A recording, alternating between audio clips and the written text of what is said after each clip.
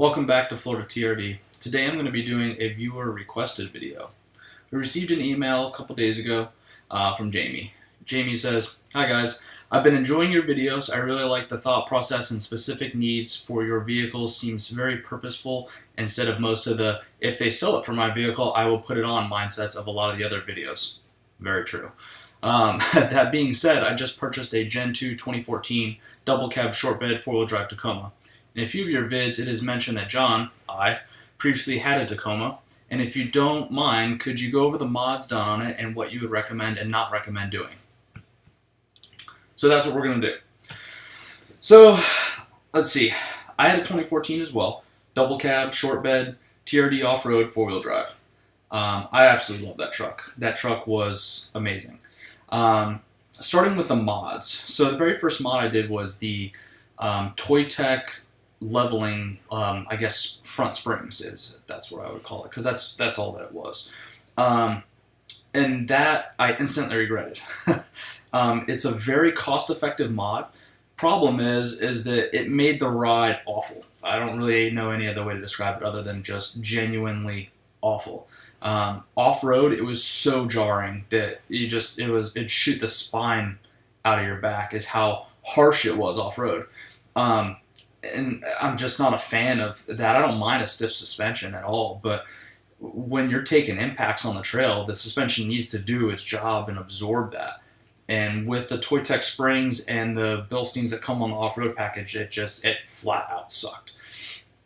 Which was very disappointing because I did that, and then at the time I was still working 6-7 days a week, 10 hours plus per day in the car business. So you do the mod, and then time just kind of escapes you, and before I knew it, it was time for the Blue Ridge trip. So here I am in the Blue Ridge Mountains, just getting beat down by how harsh the suspension was. So got back from that trip, and then that's when I ordered the Icon kit. So ordered the Icon kit. I did their 2.0s. I did not do the 2.5s like I did on the 4Runner.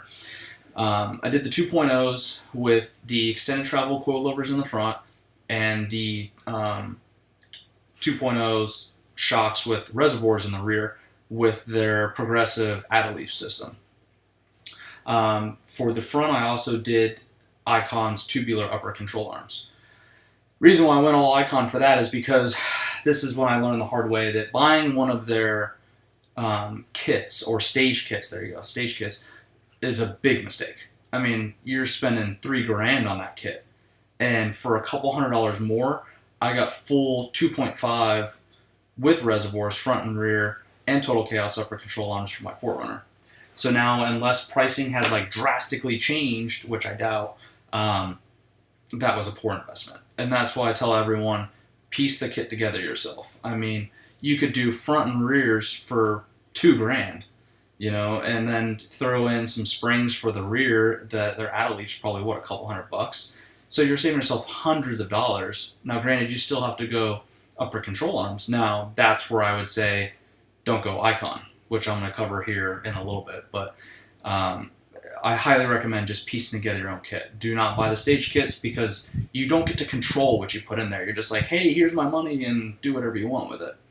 I don't like that. I will never do one of their stage kits again. I will always just buy it pieced out because it's cheaper and I get exactly what I want. It's just like building rifles. You always do it yourself because off the shelf, you're never going to get what you want. I build all my own. So same thing goes for my vehicles. So I get the kit, and then I install it. The install for Icons is always cakewalk. It's super easy. Doing the upper control arms, though, that royally sucked. It wasn't so much, getting the old ones out or anything like that, or bending the part of the body you're going to have to bend to clear the bolt so the bolt can be removed out of the shock tower. It's getting the control arms in, because you have to put a washer on that bolt, then slide that bolt into the upper control arm, and then you're doing a washer in between the upper control arm and the shock tower, and then once it passes through the shock tower, another washer in between the control arm, and then another washer on the end of that. It's getting those two washers in between the upper control arm and the shock tower on both sides that was a nightmare. Now, I was doing it all by myself, but I've done the Total Chaos ones when I replaced the bushings on my 4Runner all by myself. and it's super easy. I went into that repair thinking, I've been working on cars my whole life. Doing upper control arms is a cakewalk, and these were an effing nightmare. Now, maybe my Tacoma was out of spec. Maybe my Icon upper control arms were out of spec. I don't know, but that's just my experience with it. And that's one of the reasons that I did not go with them on the 4Runner. So, what else? So, when I did that lift, moving to the rear, I also added blanked out on the name, OME, Old Man Emu, carrier bearing drop. Because on the Tacomas, when you do 3 inches, you can get driveline vibration. I did those and had no issues whatsoever. They're super easy. They're literally, you just drop the factory bolts out, put the spacers in, and then zip the new bolts in, and you're done. And all it does is drop the carrier bearing down a little bit, so it takes some of the angle off of the driveline. I would highly recommend that because the Tacomas are notorious for that. Now, moving on more to the rear, the add-a-leafs. If you've never worked on a leaf spring suspension, it's super easy. Just remember to go through the steps properly, unbolting it from the rear axle, and before you remove the pin, put C-clamps on it to hold the leaf pack together, and then slowly release your tension, yada, yada, yada. And other than that, it's super easy. Make sure you put the leaf springs on in the correct orientation because the Icons are supposed to be longer in the front and shorter in the rear. If I remember correctly, your instructions will say so. But there is a certain way they go on. They don't just go on. One thing that I noticed about my add-a-leafs when I took them out of the box is they were already starting to rust. It looked like they had dipped them in like chassis paint and then slapped them together and then threw them in a box. It didn't look like they painted them, gave them ample time to dry, then put them together, and then put them in a box and be shipped out. Just looks like they literally chassis dipped them, threw it together, and then that was it. And to me, that really was irritating because I was already crunched for time on something else that I wanted to do, and I didn't allot for, taking my vehicle apart and then seeing this and then having to put my vehicle back together and do this and do that. I just said screw it and put it back together, which actually ended up working out, which I'll get to when I do my dislikes portion of all that. So after doing that, it was a cakewalk. Doing the lift. Now, after the lift, obviously I still had the 16-inch factory off-road wheels and the rugged trails, or rugged fails as I call them. So I upgraded. I did Method NV 16 by, I forget the width, it's whatever their width is. I think it's 4.5 back spacing, 0 offset. I love those wheels. They're gorgeous, super strong, no issues, beautiful finish, awesome. And I love the fact that you can replace the bolt heads and all that stuff. And as far as rubber, I did 265/75 Nitto trail grapplers. I didn't want to go too big because I know that you have to do body mount chops and everything else. The 265/75, from what I researched, actually specs out to be over a 32, not a 33, but over a 32, even though 265/75 is spec'd to be a 32-inch tire. But the trail grapplers did spec over that, which you're going to find with every tire. No matter if it's a 285/70, one could be 33, one could be 32.4, one could be 32.7. So you just have to be very careful when you're getting into these, like, hey, tenths of an inch make a difference on a Tacoma or 4Runner. So you have to be careful about stuff like that. But the trail grapplers are good to go. You do have to remove your mud flaps, and then you're good. There was still rub at random times. There's always when I was out on the trail, it'd be hit and impact a certain way, and you just get a burp for 1 second, and that was it. So I didn't really research too much into it with the 4Runner. When I put 33s on it, it would rub like crazy. So I would literally just go out to a big parking lot, let it rub for a minute going in one direction, and then jump out and see exactly where it's rubbing because it'll leave marks on the plastic, and then I know and I can make the change. With the Tacoma, I never messed with that. So that covers wheels and tires and suspension. So now that's pretty much all that I did. I didn't do really anything else. I did the diff breather mod, which if you look up Tacoma World or whatever, they'll have how-tos on that. Same thing that you do with 4Runner. You're literally just taking the factory breather off of the differential housing, putting a fitting on there so you can put tubing on there, and then in the Tacoma you run it up into the fuel filler housing. So where you open the gas door, you have your gas cap, and then right off the sides like an open area of plastic, and then you will just drill that out. You put the tubing up in there, and then the new breather goes on the other side. So it makes install super easy. The hardest part is just getting the breather in that hose. For whatever reason, it's like insanely effing tight. And I've done a couple of them on other Tacomas, and it is just like, good God. Some of them, on mine actually, now that I'm thinking about it, I did grind down the nipple on it a little bit, so it flares and then goes down to the normal size. I just ground down the flare a little bit because you're going to put a hose clamp on it or a zip tie or something like that, and it's not something that's under pressure.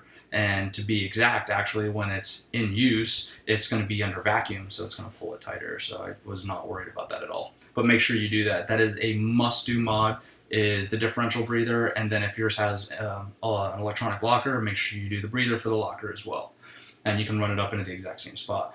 Now, you could go the route that we do on the 4Runners, which is with the ARB manifold, and you could run it up to your engine bay or something like that, and have a super clean install of doing that if you didn't want to puncture the fuel filler plastic trim stuff. So you could do that. But yeah, that's pretty much it. My Tacoma was pretty much stock. I was working so much I didn't really mod it that much. I only did the bare necessities. I spent a lot of time off-roading it. It was an amazing truck doing that. But yeah, other than that, I really didn't mod it that much. I had much bigger plans for the 4Runner, but you know, that was the Tacoma. Now moving on to the things that I didn't like. Starting at the front. Obviously I talked about the dislikes on those upper control arms, how hard they were to install. That aside, I made the mistake of buying the Icon dust covers. They look a lot nicer than just leaving the uniball exposed. Problem is that they seal in the moisture. So if you've done a little bit of research, you know now that the Icons are a chrome-plated uniball, not a stainless like the Total Chaos. So while the chrome plating is very corrosion resistant and all that, and it's, you know, should be good to go, still moisture can come up through the bottom and erode that plating if it's capped. So if you do go the Icon route, do not buy the caps. If you just are open to it, just buy the Total Chaos, and then you're good. You don't have to worry about it, because I think that the Total Chaos is built better. Their uniballs are bigger and stainless. So then stainless, you virtually don't have to think about anything. You just hit them with tri-flow whenever you do your oil changes, and you're good to go. Along with that, the uniballs were so tight from Icon that I could literally get in my truck, make a U-turn, and if I didn't recenter the steering wheel, the truck would just sit there and turn in circles. Now the 4Runner did that to an extent, but nowhere near as severe as the Tacoma did. And searching the 4Runner forums or Tacoma forums, it seems like it's a very common thing with the Icons. So maybe their uniballs are just that much tighter of a tolerance, or maybe the surface just isn't as slick as the stainless with the Total Chaos. I'm going with the last one. So, that being said, but also very noisy. I felt like I was always lubing those, pumping them full of grease, or trying to shoot something up the bottom of the uniball. Now that's kind of my fault because I put the dust covers on there. So you could get away with being able to lube them with tri-flow. I kind of screwed myself on that. But at the same time, you know, when you do your research and stuff on it, the design with the PTFE Teflon liner, you shouldn't have to service it. Now with my Total Chaos, it's the same thing, but I still service it with tri-flow every oil change. So I'm just trying to help it out, maybe make it last a little bit longer. And I like the fact that my Total Chaos and Icon setup that is on my 4Runner now is completely quiet. It doesn't make a single peep. So I like that. My Tacoma, I'm getting to that story, that was not the case at all. So upper control arm story aside, the shocks themselves really didn't make any noise, no leaking issues, anything like that. They're super easy to adjust, easy to install, so no really complaints about the shocks themselves. I do wish that I would have went with reservoirs and probably the 2.5s, because the 2.5s are just such a beefier system compared to the 2.0s. Now keep in mind, front reservoirs, if you're not really wheeling it hard, it's not really a big necessity, because remember, a solid rear axle moves twice as much as an independent front end, so keep that in mind. If you're going to spend the money on reservoirs, definitely spend it on the rears, because the rear end's going to be moving a lot more than an independent front suspension. So, now moving out back, and this is where my biggest gripe was.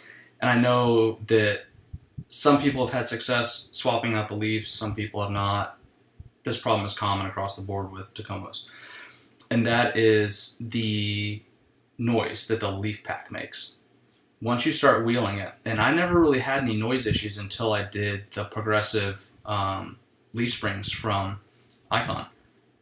Good God, it sounds like a 1971 POS rusted out like Bronco or whatever the hell they made that was junk then. It sounds so bad. When you're going slow over stuff, it sounds like you're watching a scary movie and a door's like opening on its own. Is how bad that suspension creaks. The only way you could get it to calm down was to spray. Sorry if I could talk. Spray a dry lubricant. DuPont makes one. It's like a dry wax lubricant. It's got Teflon in it, supposedly. But I use that for lubing the leaves. And you're doing that like once a week as part of like your Sunday routine. You go out there and rinse the leaf pack, blow it out, and then drench it. And this stuff to get it to be quiet. So when you're driving on the road, you're driving a 2014 that looks brand new, but sounds like it's 50 years old. That really, really pissed me off that I had to deal with that. And it's just a noise, and it's not a failure by any means, but come on. You're spending that kind of money, you should get something that's right. Now, I know other guys have had success using the OME leaf pack, the complete one, and dropping it in, didn't have any noise. So maybe it's something to do with Icon and Toyota leaves, or just the Icon leaves. Don't know. What else? That's pretty much it. Other than that, I didn't have any issues. The truck was awesome. Just make sure you do your maintenance, do your oil changes on time. Make sure you're lubing your drive line. A lot of people just, for whatever reason, don't feel they have the need to lube, the drive shafts, which Toyota states to do every single service. And if you're off-roading, to do it even more frequently. So make sure you stay on top of that. Maintenance being your most important part. Other than that, it's an awesome truck. Just don't make the same mistakes I made with purchasing parts and whatnot. So you got the email, obviously. So if you have any questions moving forward, just shoot me an email and we'll be able to reply to you with what we think you should do as far as direction-wise goes. But given those mistakes that I've made, if you don't make those same mistakes, I think it'd be good. So if you have any questions, post it up in the comments. And for those of you that haven't done so already, please like and subscribe. Many more videos coming. If you guys would like me to do more of these viewer requested videos, just post it up. I have no problem doing them and sharing the information with you guys. Thank you. Appreciate it.